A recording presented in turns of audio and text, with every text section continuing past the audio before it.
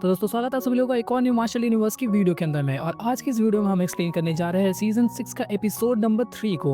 और आज के इस एपिसोड के अंदर में एक न्यू कैरेक्टर की इंट्रोडक्शन होने वाली है जो कि काफी ज्यादा पावरफुल है। लेकिन जब लिंडॉन के साथ में उसकी मुलाकात होगी तो क्या उसके साथ उसकी फाइट होगी या फिर वो दोनों दोस्त बन जाएंगे, इस बारे में जानने के लिए आपको पूरी वीडियो को देखना होगा। लेकिन वीडियो को स्टार्ट करने से पहले मैं आपको एक बार बता दूं कि आखिर हमने अपने लास्ट एपिसोड में देखा क्या था। तो जैसा कि हमने अपने लास्ट एपिसोड में देखा कि मोलिंग और उसका ग्रुप कई सारे पावरफुल कल्टीवेटर्स के बीच में फंस चुका था। लेकिन तभी वहाँ पे लिंडन धांसू एंट्री करता है और उन सभी लोगों को बचा लेता है। और वहाँ पर किंगसन नाम का वो जो कल्टीवेटर था जो कि काफी ज्यादा पावरफुल था, उसकी इज्जत को लिंडन ने सरेआम उछाल के रख दी। इसके बाद ही लिंडन जैसे उन सभी सील्स को कलेक्ट करने जा रहा था, तभी उसे माउंटेन पीक की तरफ में कुछ पावरफुल कल्टीवेटर्स दिखाई दिए। और उन कल्टीवेटर्स के बीच में एक लड़की थी जिससे लिंडन पहले भी मिल चुका है। और लिंडन उसे पहली नजर में पहचान लेता है कि वो कोई और नहीं बल्कि मु होंगलिन है। इसी के साथ ये एपिसोड हम लोग का वहीं पे खत्म हो गया। तो अब आगे लिंडन और किंगसन के बीच का वो गर्मा गर्मी वाला जो बैटल था वो पूरी तरीके से शांत हो चुका था। उसी दौरान लिंडन की वहाँ पे रेपुटेशन काफी ज्यादा बढ़ गई और सभी लोगों को ये प्रमाण मिल गया कि लिंडन कितना ज्यादा पावरफुल है। शिकुन जैसा पावरफुल कल्टीवेटर उसके सामने नहीं टिक पाया था, तो ये किंगसन उसके सामने कितनी ही देर टिक पाता। इस रिंग के अंदर में सभी लोग सिर्फ एक ही चीज की इज्जत करते हैं, वो है पावर्स। और यहाँ पर लिंडन अपनी पावर से साबित कर देता है कि उसकी कितनी ज्यादा इज्जत है। और किंगसन अपने इज्जत को लुटवाने के बाद वो वापस से अपने ग्रुप के पास चला जाता है और वहाँ जाकर काफी तेजी से एक तरफ घूरने लगता है। लेकिन इस बार वो लिंडन को नहीं बल्कि वो अपने दोस्तों को ही घूर रहा था, क्योंकि उसे अच्छी तरीके से पता था कि ये लोग बीच में क्यों शांत हो गए। और वो लोग बस चाहते थे कि किंगसन को इस मामले में फंसा दे ताकि उन लोगों को लिंडन की पावर्स के बारे में पता चल जाए। मतलब उन लोगों ने उसका इस्तेमाल किया और उसे फेंक दिया। इसी दौरान किंगसन के वो तीनों साथी उसकी तरफ देखते हैं और थोड़ा सा हंसते हैं। उन लोगों को पता चल चुका था कि उन लोगों ने किंगसन को ऑफेंड कर दिया है, लेकिन वो लोग उससे डरते नहीं थे। बस उन्हें एक ही बात की चिंता थी कि उनका जो एक साथी है इस एंशिएंट ट्रेजर ट्रूप के अंदर में उनसे अलग ना हो जाए। मोलिंग और उसके साथी इस मैटर की तरफ में देख रहे थे और वो लोग बस सोच रहे थे कि ये 4 हाई रैंक वालों के साथ में जो हमारा झगड़ा था वो इतनी आसानी से सॉल्व हो जाएगा, उन लोगों ने कभी सोचा तक नहीं था। साथ ही साथ वो तीनों एक दूसरे की तरफ देखते और सोचते हैं कि अगर ये खबर ग्रेट एम्पायर यान डायनेस्टी के पास में पहुंच गई तो वहां पे भूकंप आ जाएगा। ग्रेट एम्पायर यान डायनेस्टी ने इससे पहले भी कई बार 100 डायनेस्टीज वॉर के अंदर में पार्टिसिपेट किया है, लेकिन अब तक कोई भी पुराने पार्टिसिपेंट्स इस लेवल तक नहीं पहुंच सके हैं एंशिएंट बैटलफील्ड के अंदर में जहां तक हम लोग पहुंचे हैं। साथ ही साथ मोलिंग ये भी सोचता है कि जब हम चारों इस जगह पर आए थे तब हम सभी लोगों की पावर्स लगभग बराबर थी, लेकिन आधे साल के अंदर ही लिंडन उस लेवल पर पहुंच चुका है जहां तक हम लोग कभी पहुंचने के बारे में सोच भी नहीं सकते। इसके बाद लिंडन उन सभी सील्स को अपने हाथों में पकड़कर जैसे ही उस माउंटेन पीक की तरफ में देखता है तो उसे दिखाई देते हैं वहां पर एक ग्रुप ऑफ पीपल।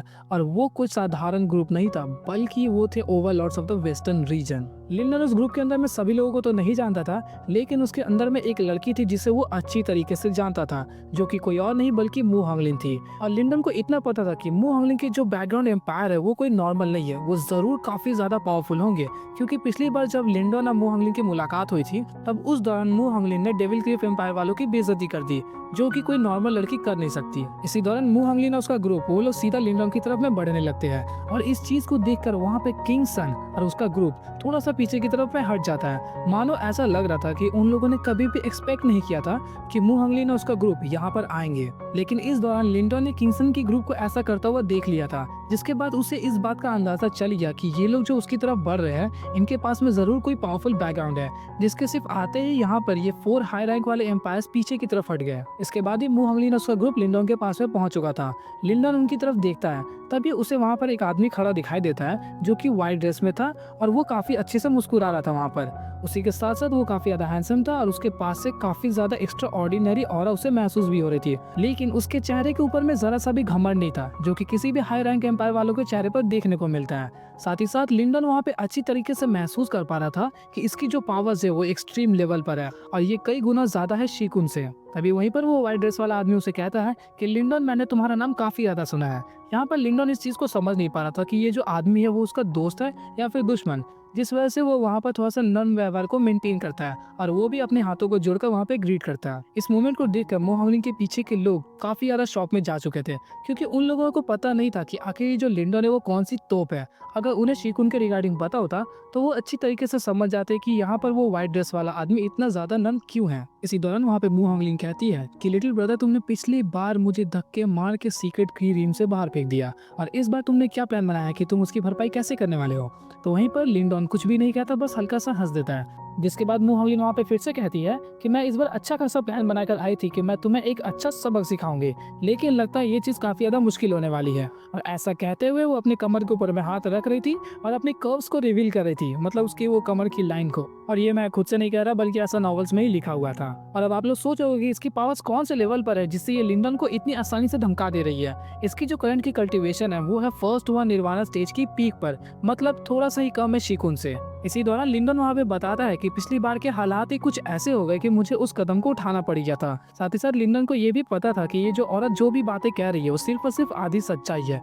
उस दौरान इन दोनों के बीच में ऐसा कुछ भी नहीं हुआ कि इन दोनों के बीच कोई भी एक मेजर ग्रज क्रिएट हो जाए। और तो और उसने कहा कि वो लिंडन से डर रही है, ये सरासर झूठ है, क्योंकि लिंडन अच्छी तरीके से जानता था कि इसकी जो powers first one nirvana stage हम लोगों को दिखाई दे रही है, जो कि शिकुन के मुकाबले कम है, ये सिर्फ और सिर्फ ऊपर से है। क्योंकि लिंडन खुद फर्स्ट वन निर्वाणा स्टेज होने के बावजूद उसने सेकेंड वन निर्वाणा स्टेज शिकुन को हरा दिया था।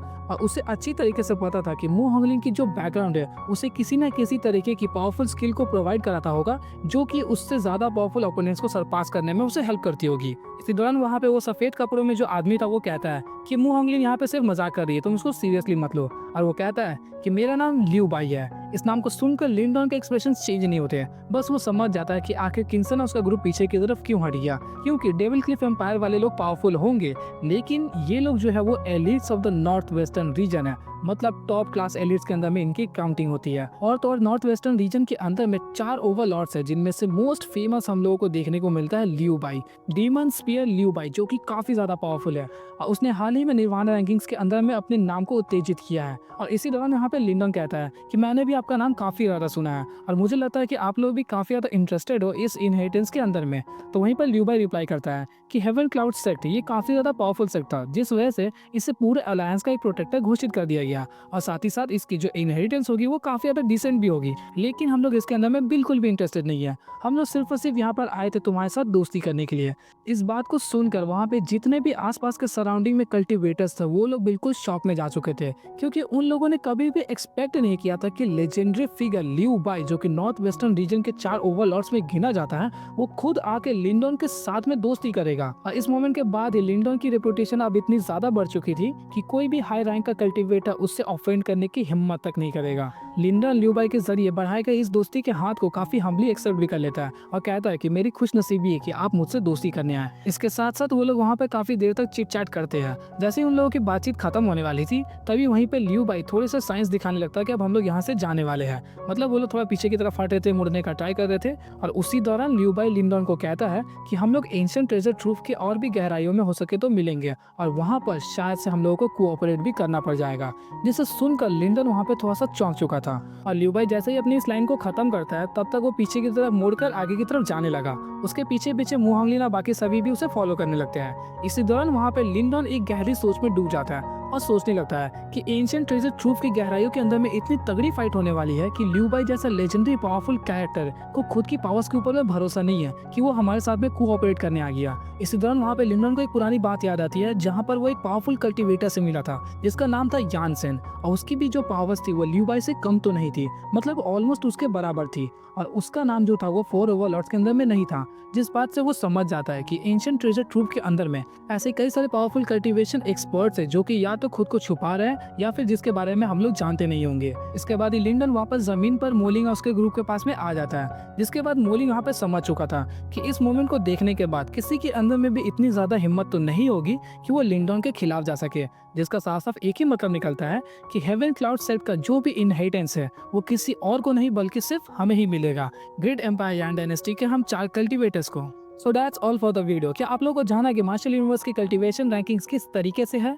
अगर जानना है तो कमेंट करके बताना, तो मैं उसके ऊपर में एक डेडिकेटेड वीडियो बना दूंगा। और इस वीडियो के ऊपर में अगर आप लोग 500 लाइक्स के टारगेट को हिट कर देते हो तो मैं जल्द से जल्द इसके नेक्स्ट पार्ट को अपलोड कर दूंगा। तो मिलता है आपसे नेक्स्ट वीडियो में, तब तक के लिए स्टे ट्यून्ड।